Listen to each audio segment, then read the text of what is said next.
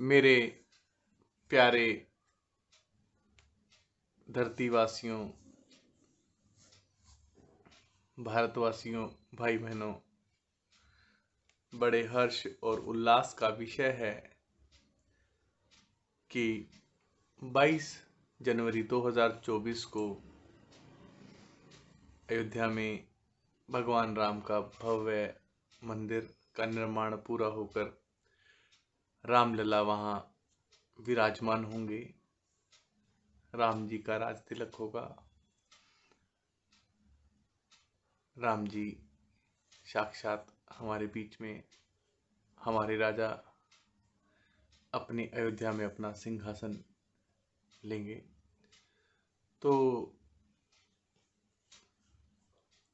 एक भाई ने 3500 किलो की अगरबत्ती बनाई कि वो भगवान राम को अर्पित करें, और गुजरात के जिस भगत ने ये अब अगरबत्ती बनाई, वो प्रेरणा स्रोत, उनसे प्रेरणा मिली कि हर कोई अपने अपने जिस भी कला में निपुण है, वो अपने राजा को, अपने इष्ट को, परमात्मा को, राम जी के जो भी भक्त हैं, कुछ न कुछ प्रभु को समर्पित करेंगे, अर्पित करेंगे कि भगवान राम को क्या अर्पित करें। सर्वव्यापी तो सारे जगत के मालिक हैं, उन्हें जो सब कुछ देने वाले हैं, उन्हें कोई क्या दे सकता है। लेकिन फिर भी जिस प्रकार बालक जो जैसे अपनी माता को, अगर उनकी माता शिक्षक है, तो एक अपनी जेब खर्ची में से एक कलम उपहार में देता है तो माँ फूली नहीं समाती। दूर बैठे पिता को एक पत्र लिख देता है एक बालक, भले ही वो पैसे पिता ने ही दिए हों, तो वो पिता के लिए वो पत्र कितना अनमोल हो जाता है, ये हर पिता जानते हैं। तो ठीक इसी प्रकार भगवान राम को भगत जानता है कि सब कुछ भगवान का ही दिया है, फिर भी वो उसमें से, ये जीवन भी राम का दिया हुआ है, फिर भी वो कुछ भगवान को अर्पित करे, तो ये उसके मन में भाव है कि मैं मेरे राम को क्या दे सकता हूं। और वास्तव में ये हर एक भाई बहन को सोचने का विषय है कि हम, इतना बड़ा कार्य होने जा रहा है, अयोध्या में रामलला विराजमान होने जा रहे हैं, तो हम अपना अपना कंट्रीब्यूशन, जैसे हमने चंदे के समय अपना अपना चंदा दिया था, उसी से हमारे जो भी नेक कमाई में से हम लोगों ने दान दिया, मंदिर का निर्माण हुआ। अब बात यहीं पर समाप्त नहीं होती, अब भी बहुत कुछ हम भगवान के अर्पित कर सकते हैं। और वास्तव में वो धन का समय था जब हमने धन अर्पित किया, अब तन और मन अर्पित करने का समय है। तो श्री राम जानकी गीता गुरुकुल, जो पिछली विजयदशमी पर दिल्ली में अपने ही घर को गीता गुरुकुल बना के, कि अपना घर अपना गीता गुरुकुल, की बेटियां और बेटों को कहाँ बाहर पढ़ने भेजें, जो शास्त्रों की शिक्षा दें। स्कूल की शिक्षा के लिए तो स्कूल जाते हैं, तो अपने घर पर ही बच्चों को संस्कृति की शिक्षा देने के लिए प्रयासरत, कि आज संस्कृत भाषा का चलन नहीं है तो हिंदी में ग्रंथ पढ़ाए जा सकते हैं। हिंदी में रामायण, गीता, भागवत सभी ग्रंथ गीता प्रेस ने हम सबकी मदद की है। तो उसी श्रृंखला में 2 गीता गुरुकुल का निर्माण हो चुका है, और शायद उसकी मर्जी के बिना जिस प्रकार पत्ता भी नहीं हिलता, तो इधर अयोध्या के मंदिर निर्माण हो रहा है, और इधर एक ईश्वर की प्रेरणा से पिछले वर्ष ही, वर्ष 2022 में विजयदशमी के पावन पर्व पर प्रथम गीता गुरुकुल और दीपावली के दिन दूसरे गीता गुरुकुल को समर्पित किया गया। और 22 जनवरी को भगवान राम को कि हम लोग मालिक नहीं हैं, अब इस घर के चाकर हैं, भगवान राम के श्री चरणों में अर्पित है ये घर। और जिस प्रकार चाकर अपने राजा तो राज करते हैं, जैसे भरत जी ने राज किया, ऐसे ही गीता गुरुकुल तो रामचंद्र जी का और माँ जानकी का है। लेकिन जैसे भरत लाल जी राम जी का राज्य 14 वर्ष तक चलाते हैं, ठीक उसी प्रकार हम भी अपने घर के चाकर बन के, क्योंकि हम भी जिस कुल में जन्म लेते हैं एक ना एक दिन उस कुल में आते हैं, तो उसी प्रकार हमें उस घर की दहलीज को त्यागना भी होता है। चाहे पुत्र रूप में आए, चाहे बहू रूप में आए, दो ही रूप में हम किसी घर में आते हैं, तो हम उस घर में, उस कुल में जिसमें हम बहू बन के आए या पुत्र बन के आए, उस कुल के, उस पूर्वजों के, उस आने वाली पीढ़ियों के लिए हम क्या करके जाएं, तो ये सोचने का विषय है। हजारों वर्षों से जैसे राम जी का कुल इक्ष्वाकु कुल चला आया, अनेक राजा हुए, इसी प्रकार हम सबका भी कुल है, हम सबके भी कुल में अनेक पूर्वज हुए और आगे भी हमारे अनेकों पूर्वज होंगे, हमारे वंशज होंगे। तो उन सबको हम क्या दे के जाएं? तो राम जी जैसा चरित्र प्रयास कर सकते हैं हम, और नहीं तो अपने घर को राम जानकी गीता गुरुकुल मानकर, और कम से कम रामायण ठाकुर जी को, कि हमारी 100 पीढ़ियों के पास रामायण जैसा दिव्य ग्रंथ जो गृहस्थी का संविधान है वो उन्हें मिले।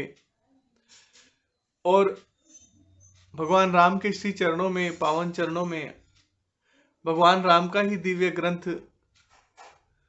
वाल्मीकि रामायण का पाठ अंधे जो मेरे माता भाई बहन बुजुर्ग हैं, जो देख नहीं सकते, ठीक उसी प्रकार इस माया के अंधकार में, इस धुंध में, जहां हम शरीर को ही सब कुछ समझते हैं,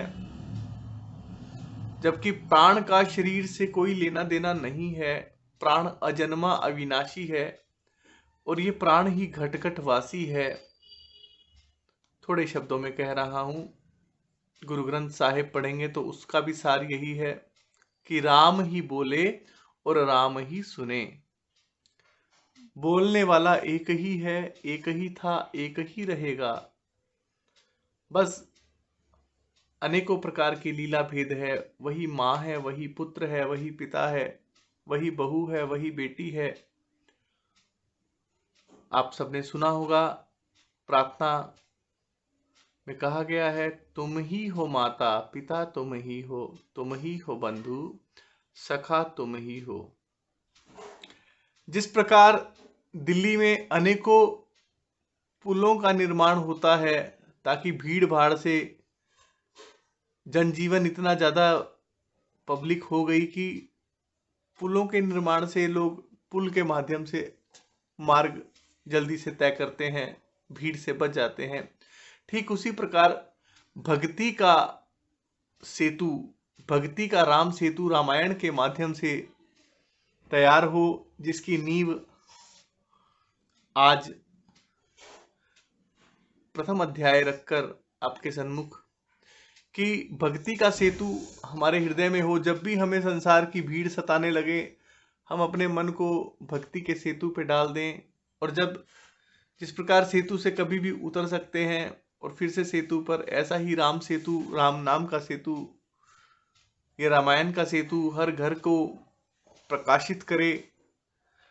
जिस प्रकार समुद्र के किनारे लाइट हाउस होता है, रात्रि में मछुआरों को नहीं पता कि किस ओर जाना है, तो वो लाइट हाउस की लाइट उसे बताती है कि आपको किनारा इस तरफ है। ठीक इसी प्रकार गृहस्थी का संविधान रामायण है, धर्म का इसमें पालन करना सिखाया गया है। तो ये रामायण लाइट हाउस काम करे हर घर में, हमारे बच्चों को, हमें सबको, आने वाली पीढ़ियों को प्रेरणा दे, लाइट हाउस का काम करें। क्योंकि छल कपट के इस संसार में कुटिलता तो हम सबको आ गई है। यही मानते हैं कि हमें कोई नहीं देख रहा कि हमारे मन में क्या चल रहा है, लेकिन सर्वव्यापी तो हृदय में बैठकर सब पर नजर रखते हैं और सबका हिसाब करते हैं। कुटिलता को त्यागना असंभव है, लेकिन फिर भी राम नाम से यह अति सरल और संभव है। तो आज टूटती हुई शादियां, पत्नी और पति को एक दूसरे पर भरोसा नहीं है, बहुत पढ़े हैं दोनों, बहुत अच्छा से कमा रहे हैं, लेकिन शादी नहीं निभा पा रहे। और बच्चे ऐसे हैं जो बच्चे ये कहते हैं कि हमें विवाह करना ही नहीं है। तो इस प्रकार की सोच विकसित होती जा रही है पश्चिम की सभ्यता से हमारे बच्चों में, बेटा बेटी में। तो हम क्या पढ़ रहे हैं, क्या सीख रहे हैं, क्या वास्तव में हम कुछ अच्छा पढ़ रहे हैं, ये एक प्रश्न चिन्ह है। इन्हीं सभी भेदों का निवारण करने के लिए, समस्याओं का निवारण करने के लिए, जिस धर्म में तलाक था ही नहीं, आज उस धर्म में बेटियां तलाक की धमकी, बच्चे माता पिता को आंखें दिखाते हैं।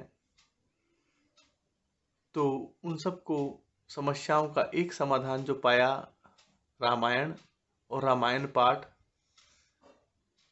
एक अध्याय कम से कम अपने बच्चों को जरूर कराएं। उसी श्रृंखला में अनेकों अध्याय जब तक संभव होगा हम लोग डालेंगे। अभी रामायण का प्रथम अध्याय, अयोध्या में जो मंदिर निर्माण हो रहा है, भगवान राम जी के का काम है।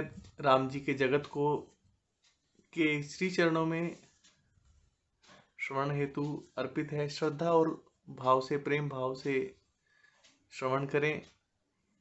और किसी प्रकार का दोष और कोई त्रुटि हो गई तो उसके लिए क्षमा प्रार्थी हैं। श्री राम जानकी गीता गुरुकुल यह भी प्रयासरत है कि वर्ष 2047 तक भारत के 1 करोड़ घर अपने अपने घर को श्री राम जानकी गीता गुरुकुल मानकर उस पर कार्यरत हो। यही हमारे राम जी को हमारी सच्ची श्रद्धांजलि होगी। क्योंकि जो इस समय, इस काल में उत्पन्न हुए हैं, वो वाकई में बहुत भाग्यशाली हैं जो राम जी का राज्याभिषेक देखेंगे। हमारी असंख्य पीढ़ियां 500-600 साल से जिन्होंने राम जी को नहीं देखा कि यहाँ पे राम जी का मंदिर बने, बस वो अपने हृदय में लेकर चले गए ये बात। और हम वो खुशकिस्मत हैं जो राम नाम की गंगा को अपने सन्मुख बहते देखेंगे। तो एक प्रयास है छोटा सा मेरे भाई बहन, आशा करता हूँ कि इसी प्रयास को आप लोग भी अपने घर में करेंगे। प्रथम अध्याय शुरू कर रहे हैं। जय सिया राम। श्रीमद् वाल्मीकि रामायण महात्म प्रथमोऽध्यायः। कलियुग की स्थिति, कली काल के मनुष्यों के उद्धार का उपाय, रामायण पाठ, उसकी महिमा, उसके श्रवण के लिए उत्तम काल आदि का वर्णन। श्री रामचंद्र जी समस्त संसार को शरण देने वाले हैं। श्री राम के बिना दूसरी कौन सी गति है। श्री राम कलयुग के समस्त दोषों को नष्ट कर देते हैं। अतः श्री रामचंद्र जी को नमस्कार करना चाहिए। श्री राम से काल रूपी भयंकर सर्प भी डरता है। जगत का सब कुछ भगवान श्री राम के वश में है। श्री राम में मेरी अखंड भक्ति बनी रहे।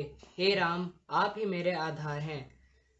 चित्रकूट में निवास करने वाले भगवती लक्ष्मी, सीता के आनंद निकेतन और भक्तों को अभय देने वाले परमानंद स्वरूप भगवान श्री रामचंद्र जी को मैं नमस्कार करता हूँ। संपूर्ण जगत के अभीष्ट मनोरथों को सिद्ध करने वाले अथवा सृष्टि, पालन एवं संहार के द्वारा जगत की व्यावहारिक सत्ता को सिद्ध करने वाले ब्रह्मा, विष्णु और महेश आदि देवता जिनके अभिन्न अंश मात्र हैं, उन परम विशुद्ध सच्चिदानंदमय परमात्मा देव श्री रामचंद्र जी को मैं नमस्कार करता हूँ तथा उन्हीं के भजन चिंतन में मन लगाता हूँ। ऋषियों ने कहा, भगवान आप विद्वान हैं, ज्ञानी हैं। हमने जो कुछ पूछा था वह सब आपने हमें भली भांति बताया है। संसार बंधन में बंधे हुए जीवों के दुख बहुत हैं। इस संसार बंधन का उच्छेद करने वाला कौन है? आपने कहा है कि कलयुग में वेदोक्त मार्ग नष्ट हो जाएंगे। अधर्म परायण पुरुषों को प्राप्त होने वाली यातनाओं का भी आपने वर्णन किया है। घोर कलयुग आने पर जब वेदोक्त मार्ग लुप्त हो जाएंगे, उस समय पाखंड फैल जाएगा। यह बात प्रसिद्ध है। प्रायः सभी लोगों ने ऐसी बात कही है। कलयुग के सभी लोग काम वेदना से पीड़ित, नाटे शरीर के और लोभी होंगे तथा धर्म और ईश्वर का आश्रय छोड़कर आपस में एक दूसरे पर ही निर्भर रहने वाले होंगे। प्रायः सब लोग थोड़ी आयु और अधिक संतान वाले होंगे।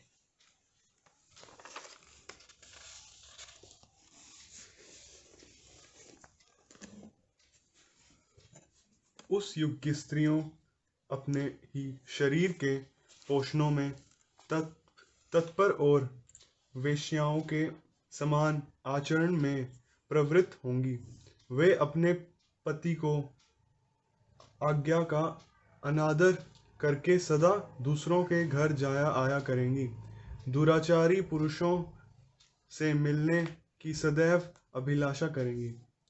उत्तम कुल की स्त्रियां भी पर पुरुषों के निकट अच्छी बातें करने वाली होंगी, कठोर और असत्य बोलेंगी तथा शरीर को शुद्ध और सुसंस्कृत बनाए रखने के सद्गुणों से विकसित होंगी। कलयुग में अधिकांश स्त्रियां वाचाल होंगी। भिक्षा से जीवन निर्वाह करने वाले सन्यासी भी मित्र आदि के स्नेह संबंध में बंधे रहने वाले होंगे। वे भोजन के लिए चिंतित होंगे, कारण लोभवश शिष्यों का संग्रह करेंगे। स्त्रियां दोनों हाथों से सिर खुजलाती हुई गृहपति की आज्ञा का जानबूझकर उल्लंघन करेंगी। जब ब्राह्मण पाखंडी लोगों के साथ रहकर पाखंड पूर्ण बातें करने लगे, तब जानना चाहिए कि कलयुग खूब बढ़ा गया। ब्राह्मण इस प्रकार घोर कलयुग आने पर सदा पाप प्रयाण रहने के कारण जिनका अंतकरण शुद्ध नहीं हो सकेगा, उन लोगों की मृत्यु कैसे होगी? धर्मात्माओं श्रेष्ठ सर्वज्ञ सूत जी, देवाधिदेव देवेश्वर जगदुगरी भगवान श्री रामचंद्र जी जिस प्रकार संतुष्ट हों, वह उपाय हमें बताइए। मनुश्रेष्ठ सूत जी, इन सारी बातों पर आप पूर्ण रूप से प्रकाश डालिए। आपके वचनामृत का पान करने से किसको संतोष नहीं होता?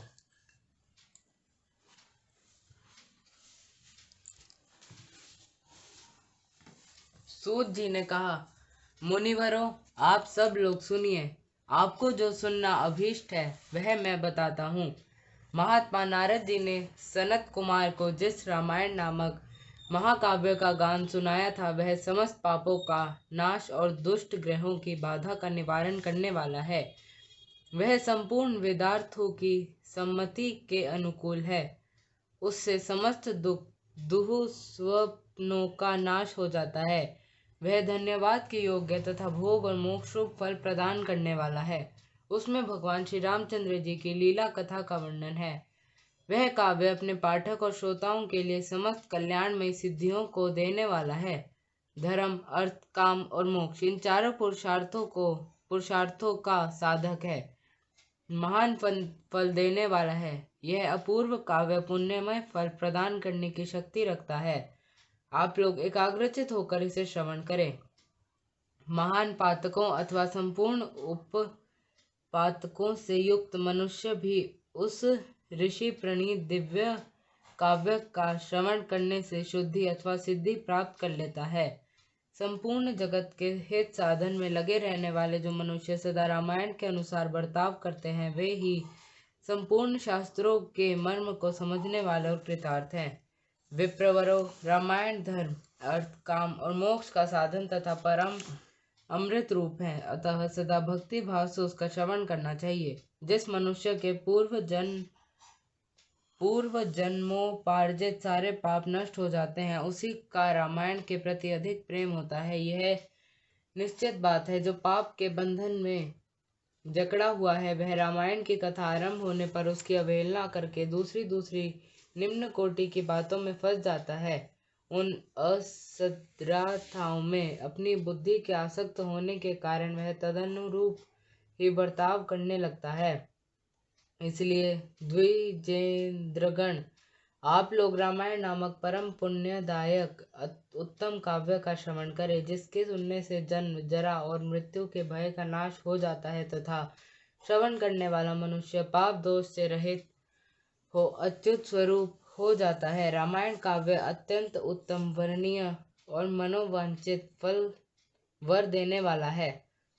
वह उसका पाठ और श्रवण करने वाले समस्त जगत को शीघ्र ही संसार सागर से पार कर देता है। उस आदि काव्य को सुनकर मनुष्य श्री रामचंद्र जी के परम पद को प्राप्त कर लेता है, जो ब्रह्मा, रुद्र और विष्णु नामक भिन्न भिन्न रूप धारण करके विश्व की सृष्टि, संहार और पालन करते हैं। उन आदि देव परमोत्कृष्ट परमात्मा श्री रामचंद्र जी को अपने हृदय मंदिर में स्थापित करके मनुष्य मोक्ष का भागी होता है।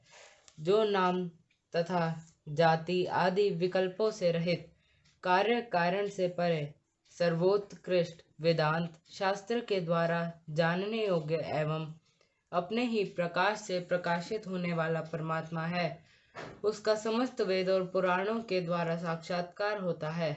इस रामायण के अनुशीलन से भी उसी की प्राप्ति होती है। विप्रवरों, कार्तिक, माघ और चैत्र मास के शुक्ल पक्ष में 9 दिनों में रामायण की अमृतमय कथा का श्रवण करना चाहिए। जो इस प्रकार श्री रामचंद्र जी के मंगलमय चरित्र का श्रवण करता है, वह इस लोक और परलोक में भी अपनी समस्त उत्तम कामनाओं को प्राप्त कर लेता है। वह सब पापों से मुक्त हो अपनी 21 पीढ़ियों के साथ श्री रामचंद्र जी के उस परम धाम में चला जाता है, जहाँ जाकर मनुष्य को कभी शोक नहीं करना पड़ता है। चैत्र, माघ और कार्तिक के शुक्ल पक्ष में परम पुण्यमय रामायण कथा का नवाह पारायण करना चाहिए तथा 9 दिनों तक इसे प्रयत्न पूर्वक सुनना चाहिए। रामायण आदि काव्य है। यह स्वर्ग और मोक्ष देने वाला है, अतः संपूर्ण धर्मों से रहित घोर कलयुग आने पर 9 दिनों में रामायण की अमृतमय कथा को श्रवण करना चाहिए।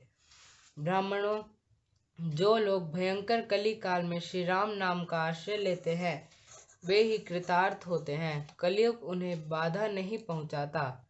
जिस घर में प्रतिदिन रामायण की कथा होती है, वह तीर्थ रूप हो जाता है। वहां जाने से दुष्टों के पापों का नाश होता है।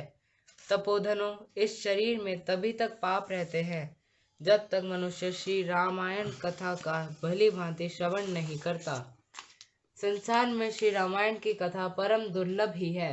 जब करोड़ों जन्मों के पुण्यों का उदय होता है, तभी उसकी प्राप्ति होती है। श्रेष्ठ ब्राह्मणों, कार्तिक, माघ और चैत्र के शुक्ल पक्ष में रामायण के श्रवण मात्र से राक्षस भावापन सौदास भी शाप मुक्त हो गए थे। सौदास ने महर्षि गौतम के शाप से राक्षस शरीर प्राप्त किया था। वे रामायण के प्रभाव से ही पुनः उस शाप से छुटकारा पा सके थे। जो पुरुष श्री रामचंद्र जी की भक्ति का आश्रय ले प्रेम पूर्वक इस कथा का श्रवण करता है, वह बड़े बड़े पापों तथा पातक आदि से मुक्त हो जाता है। इस प्रकार श्री स्कंद पुराण के उत्तरखंड में नारद सनत कुमार संवाद के अंतर्गत रामायण महात्म विषयक कल्प का अनुकीर्तन नामक प्रथम अध्याय पूरा हुआ। द्वितीयोऽध्यायः नारद सनत कुमार संवाद, सुदास या सोमदत्त नामक ब्राह्मण को राक्षसत्व की प्राप्ति तथा रामायण कथा श्रवण द्वारा उससे उद्धार। ऋषियों ने पूछा, महामुने, देवऋषि नारद मुनि ने सनत कुमार जी से रामायण संबंधी संपूर्ण धर्मों का किस प्रकार वर्णन किया था? उन दोनों ब्रह्मवादी महात्माओं का किस क्षेत्र में मिलन हुआ था? तात, वे दोनों कहाँ ठहरे थे? नारद जी ने उनसे जो कुछ कहा था वह सब आप हम लोगों को बताइए। सूत जी ने कहा, मुनिवरों, सनकादि महात्मा भगवान ब्रह्मा जी के पुत्र माने गए हैं। उनमें ममता और अहंकार का तो नाम भी नहीं है। वे सब के सब उद्धवरेता नैष्ठिक ब्रह्मचारी हैं।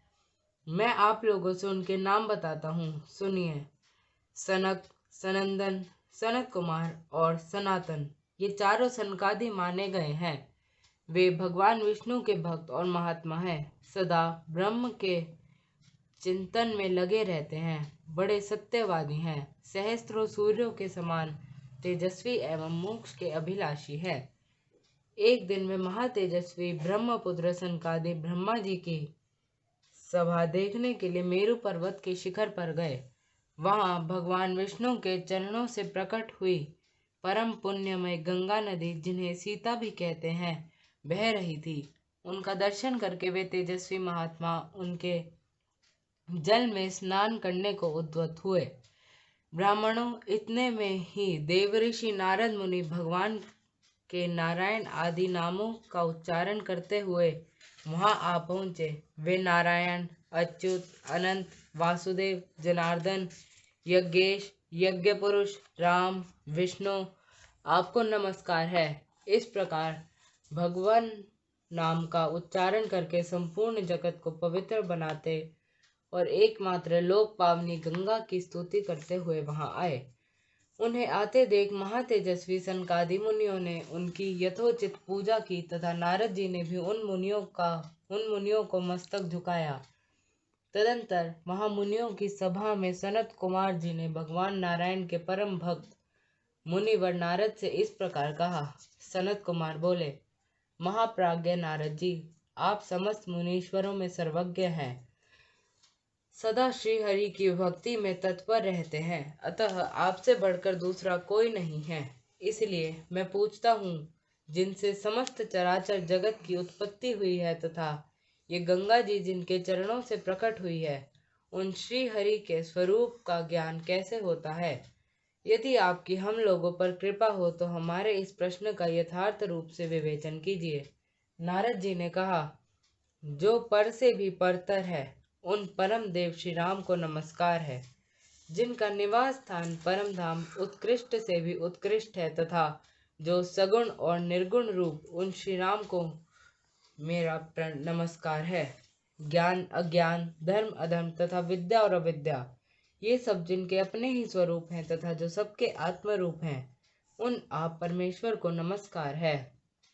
जो दैत्यों का विनाश और नरक का अंत करने वाले हैं, जो अपने हाथ के संकेत मात्र से अथवा अपनी भुजाओं के बल से धर्म की रक्षा करते हैं, पृथ्वी के भार का विनाश जिनका मनोरंजन मात्र है, और जो उस मनोरंजन की सदा अभिलाषा करते हैं, उन रघुकुल दीप श्री रामदेव को मैं नमस्कार करता हूँ।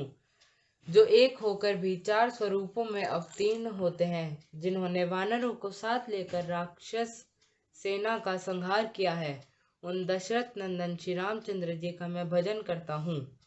भगवान श्री राम के ऐसे ऐसे अनेक चरित्र हैं, जिनके नाम करोड़ों वर्षों में भी नहीं गिनाए जा सकते हैं, जिनके नाम की महिमा का मनु और मुनीश्वर भी पार नहीं पा सकते। वहां मेरे जैसे शूद्र जीव की पहुंच कैसे हो सकती है? जिनके नाम के स्मरण मात्र से बड़े बड़े पात की भी पावन बन जाते हैं, उन परमात्मा का स्तवन मेरे जैसा तुच्छ बुद्धि वाला प्राणी कैसे कर सकता है? जो द्विज घोर कलयुग में रामायण कथा का आश्रय लेते हैं, वे ही कृतकृत्य हैं। उनके लिए तुम्हें सदा नमस्कार करना चाहिए। सनत कुमार जी, भगवान की महिमा को जानने के लिए कार्तिक, माघ और चैत्र के शुक्ल पक्ष में रामायण की अमृतमय कथा का नवाहा श्रवण करना चाहिए। ब्राह्मण सुदास गौतम के शाप से राक्षस शरीर को प्राप्त हो गए थे, परंतु रामायण के प्रभाव से ही उन्हें उस शाप से छुटकारा मिला था।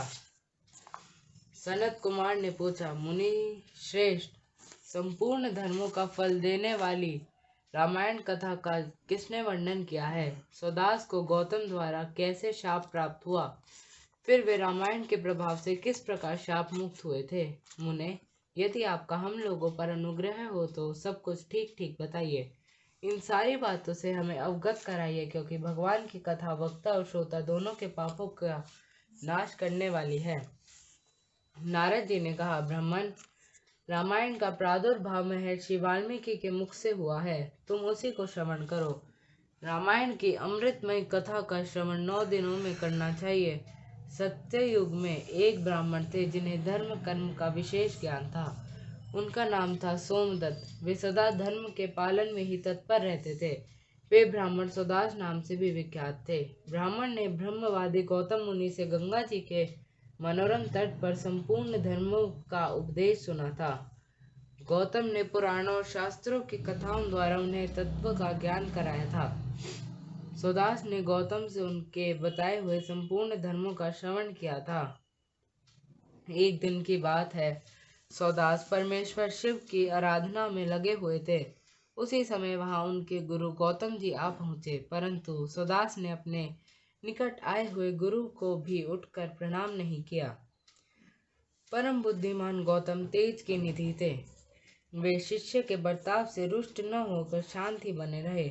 उन्हें यह जानकर प्रसन्नता हुई कि मेरा शिष्य सुदास शास्त्रोक्त कर्मों का अनुष्ठान करता है, किंतु सुदास ने जिनकी आराधना की थी वे संपूर्ण जगत के गुरु महादेव शिव गुरु की अवहेलना से होने वाले पाप को न सह सके। उन्होंने सुदास को राक्षस की योनियों में जाने का शाप दे दिया। तब विनय कला कोविद ब्राह्मण ने हाथ जोड़कर गौतम से कहा, ब्राह्मण बोले, संपूर्ण धर्मों के ज्ञाता सर्वदर्शी सुरेश्वर भगवान, मैंने जो अपराध किया है वह सब आप क्षमा कीजिए। गौतम ने कहा, वत्स, कार्तिक मास के शुक्ल पक्ष में तुम रामायण के अमृतमय कथा को भक्ति भाव से आदर पूर्वक श्रवण करो। इस कथा को 9 दिनों में सुनना चाहिए। ऐसा करने से यह शाप अधिक दिनों तक नहीं रहेगा, केवल 12 वर्षों तक ही रह सकेगा। ब्राह्मण ने पूछा, रामायण की कथा किसने कही है तथा उसमें किसके चरित्र का वर्णन किया गया है? महामते, यह सब संक्षेप से बताने की कृपा करें। यूं कहकर मन ही मन प्रसन्न हो सुदास ने गुरु के चरणों में प्रणाम किया। गौतम ने कहा, ब्राह्मण सुनो, रामायण काव्य का निर्माण वाल्मीकि मुनि ने किया है। जिन भगवान श्री राम ने अवतार ग्रहण करके रावण आदि राक्षसों का संहार किया और देवताओं का कार्य संवारा था, उन्हीं के चरित्र का रामायण काव्य में वर्णन है। तुम उसी का श्रवण करो। कार्तिक मास के शुक्ल पक्ष में 9वें दिन अर्थात प्रतिपदा से नवमी तक रामायण की कथा सुननी चाहिए। वह समस्त पापों का नाश करने वाली है। ऐसा कहकर पूर्ण काम गौतम ऋषि अपने आश्रम को चले गए। इधर सोमदत्त या सुदास नामक ब्राह्मण ने दुख मग्न होकर राक्षस शरीर का आश्रय लिया। वे सदा भूख प्यास से पीड़ित तथा क्रोध के वशीभूत रहते थे। उनके शरीर का रंग कृष्ण पक्ष की रात के समान काला था। वे भयानक राक्षस होकर निर्जन वन में भ्रमण करने लगे। वहां वे नाना प्रकार के पशुओं, मनुष्यों, सांप, बिच्छू आदि जंतुओं, पक्षियों और वानरों को बलपूर्वक पकड़कर खा जाते थे। ब्रह्म ऋषियों, उस राक्षस के द्वारा यह पृथ्वी बहुत सी हड्डियों तथा लाल पीले शरीर वाले रक्तपाई प्रेतों से परिपूर्ण हो अत्यंत भयंकर दिखाई देने लगी। 6 महीने में ही 100 योजन विस्तृत भूभाग को अत्यंत दुखित करके वह राक्षस पुनः दूसरे किसी वन में चला गया। वहां भी वह प्रतिदिन नर मांस का भोजन करता रहा। संपूर्ण लोकों के मन में भय उत्पन्न करने वाला वह राक्षस घूमता घामता नर्मदा जी के तट पर जा पहुंचा। इसी समय कोई अत्यंत धर्मात्मा ब्राह्मण उधर आ निकला। उसका जन्म कलिंग देश में हुआ था। लोगों में वह गर्ग नाम से विख्यात था। कंधे पर गंगा जल लिए भगवान विश्वनाथ की स्तुति तथा श्री राम के नामों का गान करता हुआ वह ब्राह्मण बड़े हर्ष और उत्साह में भरकर उस पुण्य प्रदेश में आया था। गर्ग मुनि को आते देख राक्षस सुदास बोल उठा, हमें भोजन प्राप्त हो गया। ऐसा कहकर अपनी दोनों भुजाओं को ऊपर उठाए हुए वह मुनि की ओर चला, परंतु उनके द्वारा उच्चारित होने वाले भगवान नामों को सुनकर वह दूर ही खड़ा रहा। उन ब्रह्म ऋषि को मारने में असमर्थ होकर राक्षस उनसे इस प्रकार बोला। राक्षस ने कहा, यह तो बड़े आश्चर्य की बात है। भद्र महाभाग, आप महात्मा को नमस्कार है। आप जो भगवान नामों का स्मरण कर रहे हैं, इतने से ही राक्षस भी दूर भाग जाते हैं। मैंने पहले कोटि सहस्त्र ब्राह्मणों का भक्षण किया है। ब्राह्मण, आपके पास जो नाम रूपी कवच है, वही राक्षसों के महान भय से आपकी रक्षा करता है। आपके द्वारा किए गए नाम स्मरण मात्र से हम राक्षसों को भी परम शांति प्राप्त हो गई है। भगवान अच्युत की कैसी महिमा है। महाभाग ब्राह्मण, आप श्री राम कथा के प्रभाव से सर्वथा राग आदि दोषों से रहित हो गए हैं, अतः आप मुझे इस अधम पातक से बचाइए। मुनि श्रेष्ठ, मैंने पूर्व काल में अपने गुरु की अवहेलना की थी, फिर गुरु जी ने मुझ पर अनुग्रह किया और यह बात कही। पूर्व काल में वाल्मीकि मुनि ने जो रामायण की कथा कही है, उसका कार्तिक मास के शुक्ल पक्ष में प्रयत्न पूर्वक श्रवण करना चाहिए। इतना कहकर गुरुदेव ने पुनः यह सुंदर एवं शुभदायक वचन कहा। रामायण की अमृतमय कथा 9 दिनों में सुननी चाहिए। अतः संपूर्ण शास्त्रों के तत्व को जानने वाले महाभाग ब्राह्मण, आप मुझे रामायण कथा सुनाकर इस पाप कर्म से मेरी रक्षा कीजिए। नारद जी ने कहा, उस समय वहां राक्षस के मुख से रामायण का परिचय तथा श्री राम के उत्तम महात्म का वर्णन सुनकर द्विज श्रेष्ठ गर्ग आश्चर्यचकित हो उठे। श्री राम का नाम ही उनके जीवन का अवलंब था। वे ब्राह्मण देवता उस राक्षस के प्रति दया से द्रवित हो गए और सुदास से इस प्रकार बोले। ब्राह्मण ने कहा, महाभाग, राक्षस राज, तुम्हारी बुद्धि निर्मल हो गई है। इस समय कार्तिक मास का शुक्ल पक्ष चल रहा है। इसमें रामायण की कथा सुनो। राम भक्ति परायण राक्षस, तुम श्री रामचंद्र जी के महात्म को श्रवण करो। श्री रामचंद्र जी के ध्यान में तत्पर रहने वाले मनुष्यों को बाधा पहुंचाने में कौन समर्थ हो सकता है। जहाँ श्री राम का भक्त है, वहाँ ब्रह्मा, विष्णु और शिव विराजमान है। वहीं देवता, सिद्ध तथा रामायण का आश्रय लेने वाले मनुष्य हैं। अतः इस कार्तिक मास के शुक्ल पक्ष में तुम रामायण की कथा सुनो। 9 दिनों तक इस कथा को सुनने का विधान है, अतः तुम सदा सावधान रहो। ऐसा कहकर गर्ग मुनि ने उसे रामायण की कथा सुनाई। कथा सुनते ही उसका राक्षसत्व दूर हो गया। राक्षस भाव का परित्याग करके वह देवताओं के समान सुंदर, करोड़ों सूर्यों के समान तेजस्वी और भगवान नारायण के समान कांतिमान हो गया। अपनी चारों भुजाओं में शंख, चक्र, गदा और पद्म लिए वह श्रीहरि के वैकुंठ धाम में चला गया। ब्राह्मण गर्ग मुनि की भूरी भूरी प्रशंसा करते हुए वह भगवान के उत्तम धाम में जा पहुंचा। नारद जी ने कहा, विप्रवरों, अतः आप लोग भी रामायण की अमृतमय कथा सुनिए। इसके श्रवण की सदा ही महिमा है, किंतु कार्तिक मास में विशेष बताई गई है। रामायण के नाम का स्मरण करने से ही मनुष्य करोड़ों महापाप को तथा समस्त पापों से मुक्त हो परम गति को प्राप्त होता है। मनुष्य रामायण इस नाम का जब एक बार भी उच्चारण करता है, तभी वह समस्त पापों से मुक्त हो जाता है और अंत में भगवान विष्णु के लोक में चला जाता है। जो मनुष्य सदा भक्ति भाव से रामायण कथा को पढ़ते और सुनते हैं, उन्हें गंगा स्नान की अपेक्षा 100 गुना पुण्य फल प्राप्त होता है। इस प्रकार से स्कंद पुराण के उत्तरखंड में नारद सनत कुमार संवाद के अंतर्गत वाल्मीकि रामायण महात्म के प्रसंग में राक्षस का उद्धार नामक दूसरा अध्याय पूरा हुआ। धन्यवाद।